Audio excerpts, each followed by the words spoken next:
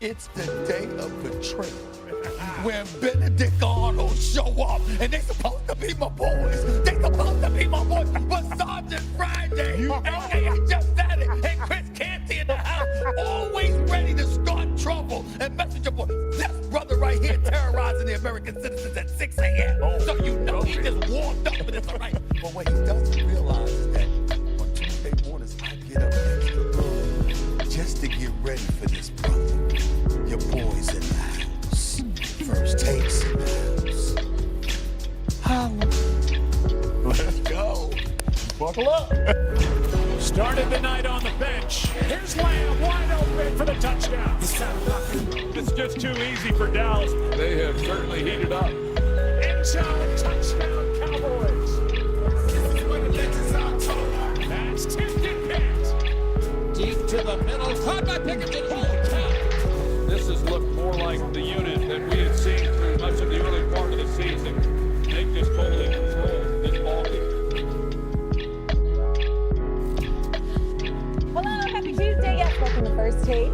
You already saw the fellas here. Stephen A., Jeff Saturday, Chris Canty, I am Shay Cornett. And how about them Cowboys last night? Cowboys!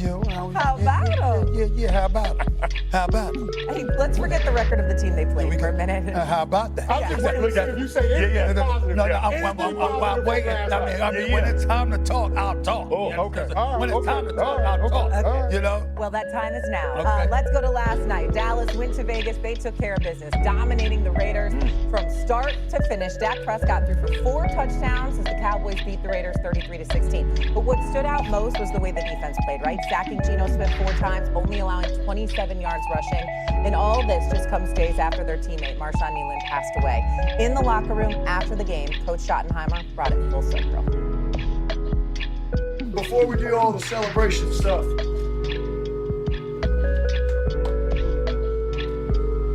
so proud of you guys. Tough couple weeks.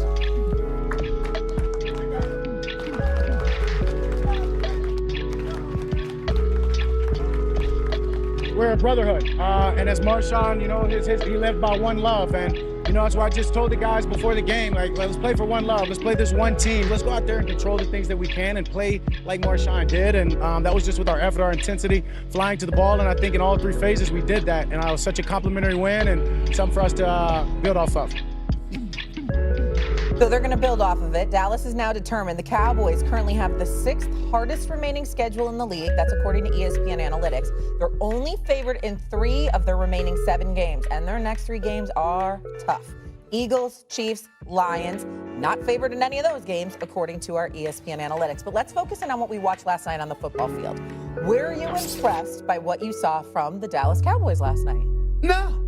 I wasn't. Let me tell y'all something right now. Listen. I'm just sitting there. I had to wake up. I just want to thank all my colleagues at ESPN this morning for making me laugh. I mean, I woke up with a smile on my face listening to all of y'all. It was unbelievable to watch. You would have thought the Dallas Cowboys actually went up against Indy or went up against Seattle or the Rams or somebody. The second most high-powered offense in the National Football League. I mean, I'm sorry, this defense, rather, that was like one of the worst, okay, giving up over 30 points a game, went up against the second worst offense in the National Football League, averaging 15 points a game. Got Geno Smith out there getting sacked. Quentin Williams was balling. I got you. I know you can play. We knew it wasn't your fault that the Jets stuffed up the joint, but 5 quarterback pressures, 5 hits, 1.5 sacks. I mean, it was very, very touching. I have to say, to watch everybody talk about, I said, you know, Greedy made me so proud. I don't know, Mike Greenberg made me so proud this morning. I said, you know something? Let me tell you something. He's gonna kill me for saying this. One of my boys, my partner, my business, my man Kevin Frazier works for Entertainment Tonight, right? Kevin Frazier, I never forget years ago when he was interviewing Anna Nicole Smith, God rest her soul. And he walked up to her, you know, he was interviewing her, and you should have seen the look on his face. It's like he cared so much. I'm like, what? Yes, are you really kidding me? What is this about, right? That's what I thought about when I was thinking about Mike Greenberg this morning. I watched him sit up there and he was making such a big deal of the Cowboys. And I looked at Greedy and I said, is this Get Up or is this Entertainment Tonight? What is this? They're playing the Raiders. Do we not understand how bad the Las Vegas Raiders are? They truly, I'm going to say it to you like this. The Las Vegas Raiders are exactly where they belong. What do they say about Vegas? What happens in Vegas stays in Vegas. You know what I'm saying? That's exactly where the hell it should be. We shouldn't know anything about football out of Vegas the way that they look this year. It's been horrible. You got the oldest coach in the league. You got him looking old, and we know that man can coach. And we know that Pete Carroll knows what the hell he's doing. Look at how you got him looking. Geno Smith has been bad in the past, but he's had good moments. Looking this bad? You look at the Max Crosby. You've had sympathy cards, people throwing out there saying, could you get him out of Vegas? Could you do something for the brother? We actually had a discussion as to whether or not he should be subjected to this level of ineptitude. Maybe he should sit out the rest of the season because of how bad they are. And Greeny was sitting up there and get it this morning. And I went like this. This is why I love this man so much. I admire him so much. The perfect host. Not to take anything away from you because you're great, Jay. But the thing about Greeny is he had people like he had us like you would have thought the Cowboys played somebody. He had you thinking that the Cowboys went out there and beat the Eagles like this. I'm like, nah, the Eagles are this Sunday. Not last night.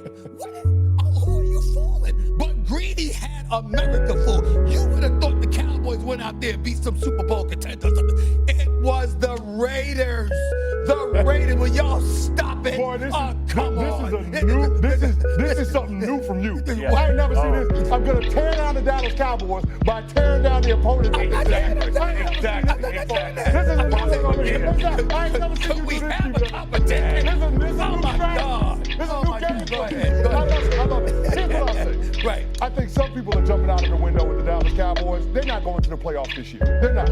But the win for the Dallas Cowboys this year is to lay the foundation, lay the groundwork for future successes. I think the second half of this season could be what 2022 was in the second half for the Philadelphia Eagles. Okay. And if you squint really closely in terms of the football philosophy and roster construction, how this Dallas Cowboys team is now built is very similar to how the Eagles are built and how they want to play. Yeah. They're built front to back, inside out, both lines of scrimmage. You're talking about a lot of first and second round draft picks in the trenches in those particular units, 2 dynamic receivers, a Pro Bowl level tight end, and a top 10 quarterback. I mean, there's a lot of similarities to it. And last night, how they won that game, they actually, for the first time this season, turned defense into offense. The sudden changes at the beginning of the game, being able to hold them to field goal, Quentin Williams, Kenny Clark getting sacks. That's impressive. And then, oh, by the way, they were able to have more ball disruption because the second and third level defenders ain't running up on play action fakes to have to stop the run because you got 2 hombres in there at defensive tackle that are absolutely animals. That's how Kenneth